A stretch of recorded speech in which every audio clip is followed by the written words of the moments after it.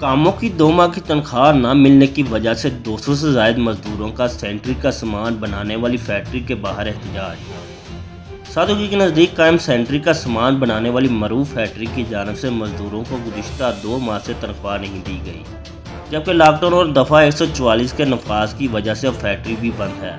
गुज़िश्ता रोज़ 200 से ज़ायद मर्दों ख़वातीन मजदूरों ने फैक्ट्री के बाहर इकट्ठे होकर फैक्ट्री मालकान के खिलाफ भरपूर एहतजाज किया और नाराबाजी की।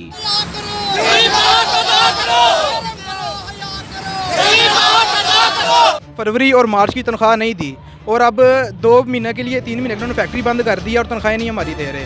और अब आज इन्होंने फ़ोन किया जी 10-10 हज़ार ले जाएं, जिसमें हड्डी जो कुत्ते के मुंह में डालते हैं, इस तरह हमारा ये हाल कर रहे हैं ताकि ये तो 10-10 हज़ार ले लें और चुप हो जाए और उनसे तनख्वाह ना मांगे।